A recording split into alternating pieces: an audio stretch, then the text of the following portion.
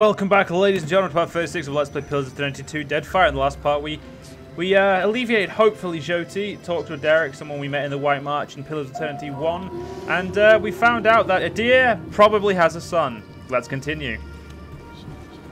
As you approach, a wood elf straightens over an altar to Gorn. Her robes mark her as a high priestess. She arches and cracks her back loudly, a satisfied grin spreading across her face soon after. Jody, I do hope you are not getting into trouble now. Who, me? No, I wouldn't dream of it. Adir seems pleased, and Alof sighs through his nose. She smiles at the slight sight of a stranger. You're the high priestess of this temple? Do swine stink like shit? She hits you with a toothy smile, eyes glittering with amusement. I'm guessing you're not here to worship. Then what can I do for you? Yeah, I have nothing to talk to you about, apparently, so let's just fucking leave. So, I was going to be staying in the Deadfire a little bit, sorry, in the Nekataka for a little while, but I think we should go do a Distant Light and go to Hasongo, because I want to go out, even if we only go just for this quest, just to do this, and then we come back and do some other quests. I'm listening. Because I will admit, ladies and gentlemen, I don't want to get too many, I want to get a lot of side quests done. I don't want to, you know, just smash through the main story, because the one thing I didn't give PoE 1 enough time was the side quests, and Pillars of Eternity 2 side quests are... You know how I've been saying there's nothing more important to me than us freeing you from Bareth's bonds? Well, I meant that. I did. Adir's breath lingers in his chest and his mouth hangs ajar, throwing his statement into immediate doubt. But there's this other thing I need to see about. On the way, like. I was gonna tell you. It's about love. You'd have to explain. Thanks. I'm not sure I could anyway. This woman, well, love's not the right word, but she was something to me once, back in Gilded Vale. He pauses. Once Theos was gone, there wasn't much keeping me in Deerwood. Thought I'd be happier in Adir, where my folks had gone. It was nice seeing them again.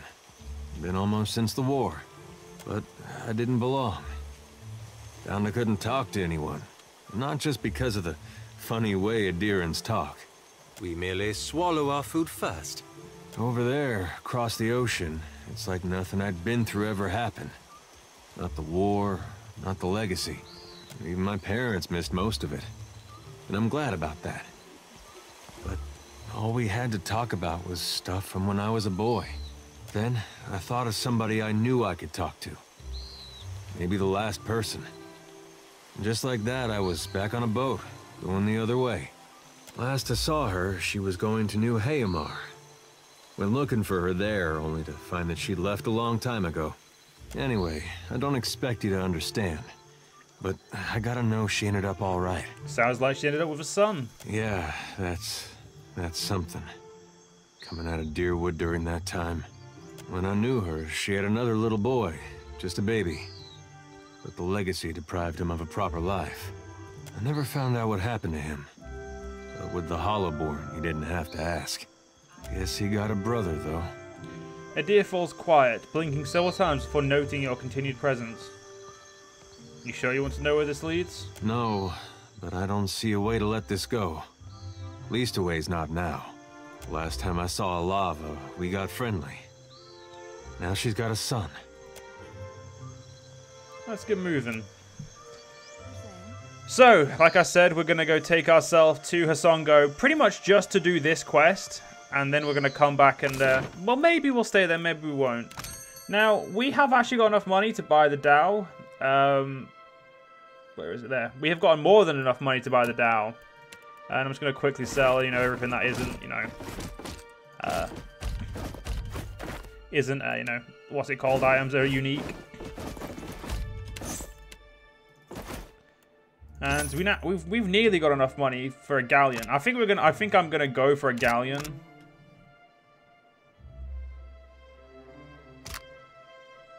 $90 grand. I could probably get there.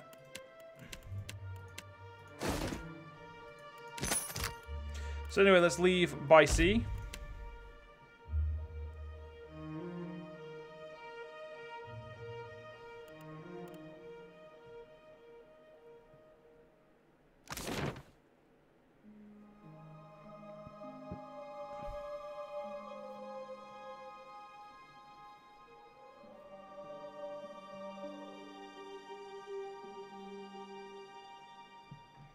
Alright. To Hasongo. Where the fuck is it on here? There you go. Now, Hasongo's not actually that far away, so we don't have to worry.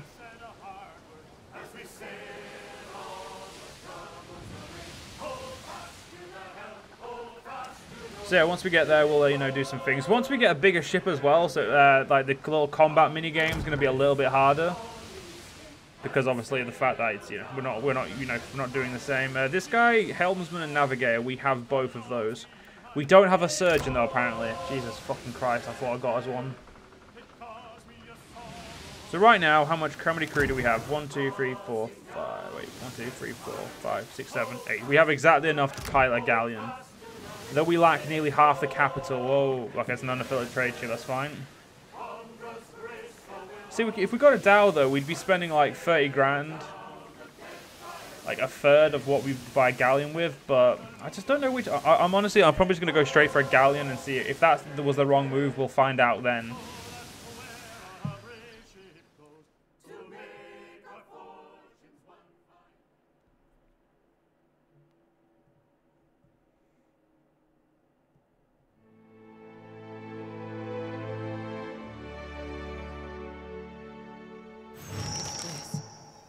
Atsura asked me to train a crop of new sailors. Maya surveys the wreckage of Hasongo, betraying no clear emotion. Aelif nods, a quiet smile etched across his lips, and Jyoti's eyes gleam with dark amusement. Guess the sharpshooting lesson was wasted. Should have spent that time talking about home. Know anything about this place that could help us? I didn't stay long. We sailed north for target practice, then circled back. She frowns, tapping her foot until Ishi comes closer. Should have kept going. Maya sighs and nudges Ishi affectionately with her toe. Ayla flashes a quick, pleased glance. I'm sorry, let's be off. There's still much to see and do.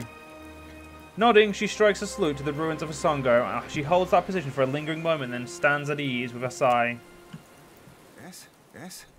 Vax, go there. Vax, stand back. I don't get this at all. There was a Dawnstar settlement on Hasongo. A deer kicks a few splinters of shattered wood strewn across the path. The place got trampled just the same.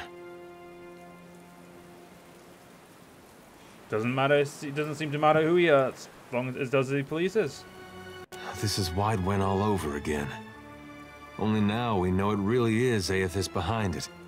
I'll tell you one thing. When we catch up to that unstoppable god statue, me and him are gonna have words. Lava better be all right. She will be. Unless there's another Colossus in the area, I think your green god made for the Western Lighthouse. Tread cautiously.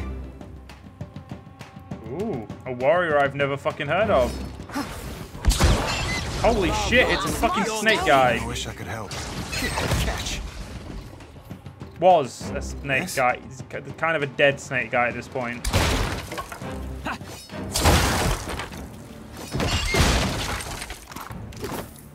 Let's get some loot. Ooh. That looks fucking cool.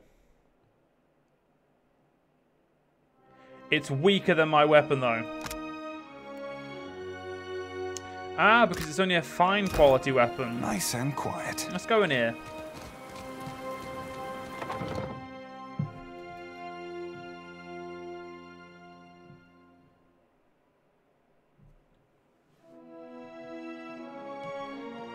And a more woman whirls towards you, her eyes wide and wild. Her uniform is disheveled as if from several days' wear, and her breath comes in rapid gasps. With her, a few wounded soldiers and a huddle of commoners in dirt-stained farmers' smocks. Shut the door, quick, before the Naga get in.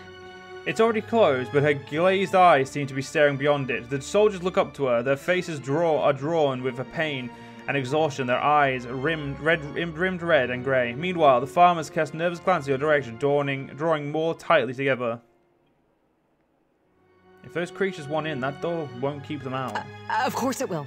This place is a product of the finest Rowatine engineering, built to weather anything. Nothing's getting through. Her hand starts to tremble at her side. There's something unusual about her brittle confidence, distant stare, and shaking hand. You saw it plenty of times in your old life as a mercenary. She's suffering the aftershocks of battle. Captain, 2 places I've seen that look. Healers' tents and exceptional brothels. This is neither. Jyoti lifts her chin in interest. She blinks at you as if seeing you for the first time. Wait, you're not the reinforcements. There are supposed to be reinforcements. The tide of panic is rising behind her eyes. Pull yourself together, soldier. She flinches, Maya smirks and folds her arms.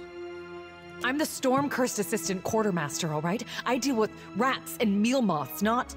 Shame burns in her face. She tries to hide it by pushing her hair out of her face. The first thing was the Colossus. It showed up a few days ago, a week ago, I can't be sure.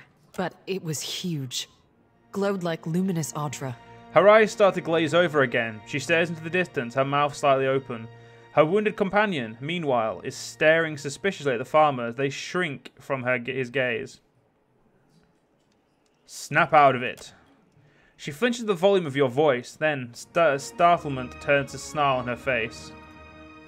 I'm fine. Just remembering. She takes a few more deep breaths. The Colossus was coming right for us. Fleetmaster Ko ordered the gunhawks and cannoneers to take up positions. She catches herself, breaking off with an ashamed grimace. They fought. The rest of us were sent below, like cowards. She looks down at her hands, which she has balled into trembling fists. Focus. What did the Colossus do then? She steels herself. I heard cannon blasts, artillery fire. Felt the world shake. Then the water started coming in. We came back up, and the others were... I don't know. Like they'd been turned to ash. And the Colossus was walking away. The fort was flooding, where it had broken our walls, and the luminous Audra in the lighthouse had gone dark. Where's this lighthouse? On the western side of the fort. It's a true marvel, a monument to Rowatayan engineering. Proof we can tame and transform this place, once we get rid of the scale bellies. Scale bellies? The Naga. Her hand starts to tremble again. She tries to cover it with the other. They skulked in after, once our walls were down. He scowls. Those of us who were left fought, but those cowards moved through the sunken hallways, ambushed us from below.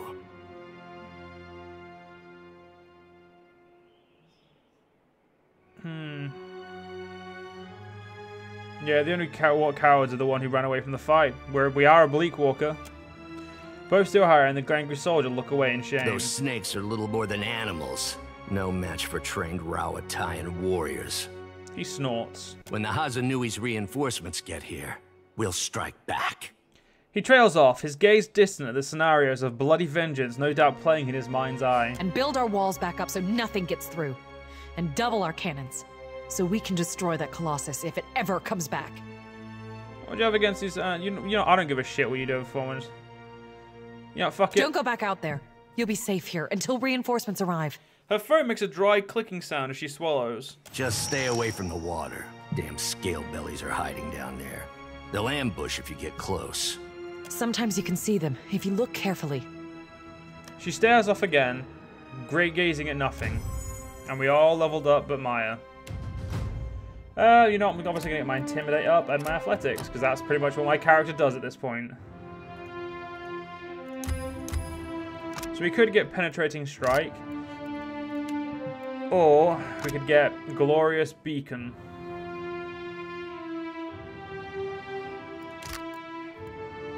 Or we could get, like, you know, one of these many skills here.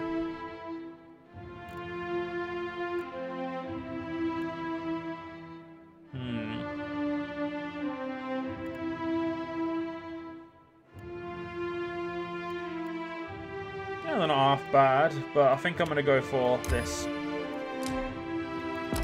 More attacks in combat is always useful. Let's see what a deer can get. A deer gets streetwise and mechanics.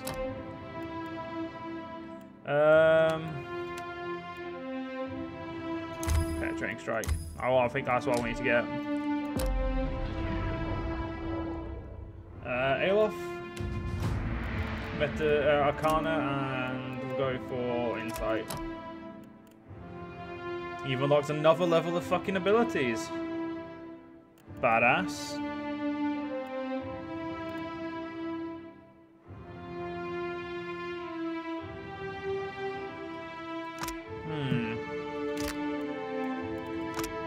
Yes, that spear I normally get my characters. Torrent of Flame. That'll be useful just for the off case.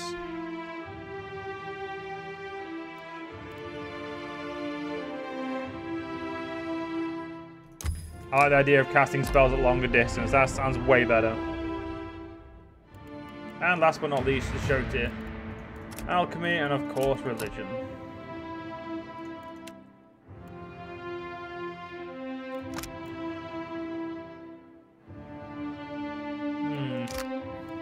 That warding seal seems pretty cool, but I'm gonna get her stunning blow. Seems safer. I'm here.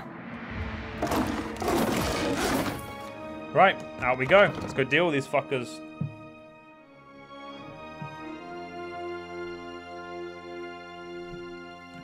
Nice and quiet. See, I came here to go do with this fucking quest that I was asked of by Adir, and now, like, I'm actually probably gonna wait. So...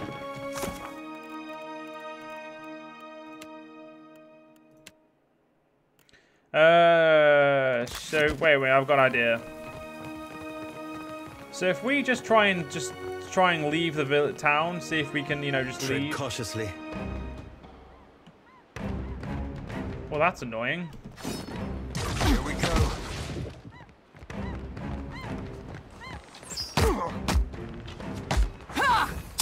You need to fucking heal. Drink a potion. I'm gonna go bits up this guy.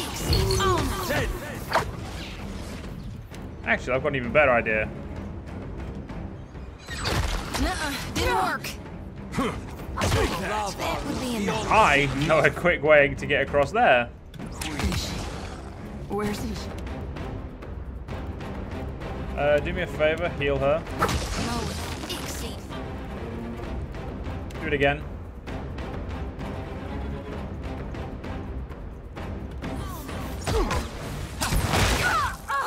Say your pro.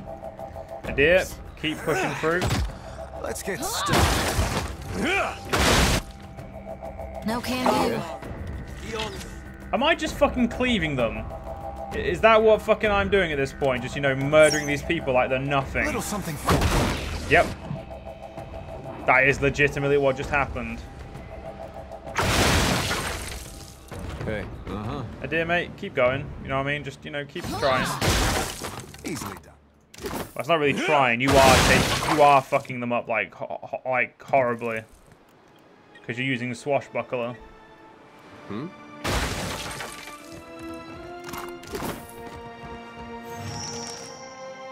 A heavy brass bombard is perched atop the wall, pointing out to sea.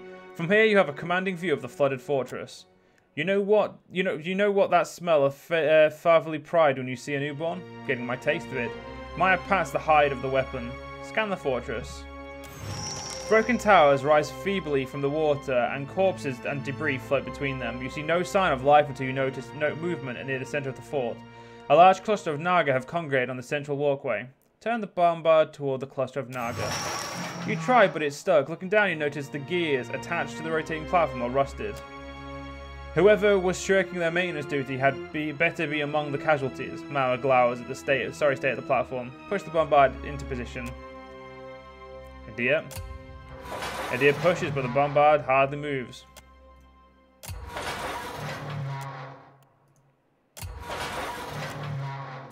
Okay. Step back from the platform, check your ammunition. The bombard itself is not loaded, and you don't see any ammunition for it nearby. If anybody knows how to load this thing, it'd be the nervous lady. And, well, we'll leave the bombard alone, as, we're not strong enough to deal with it. An entire section of the wall has been smashed, leaving a chasm of jagged rubble below. Broken planks and battlements in the form of jut from the opposite side of the break. Rope and grappling hook. Throw a grappling hook across the gap. That'll be me.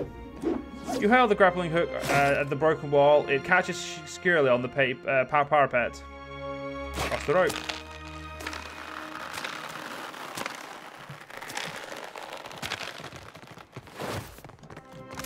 Like, I just want to leave the fort. But unfortunately, ladies and gentlemen, we'll have to do that in the next part. I hope you guys have enjoyed, and I'll see you guys then.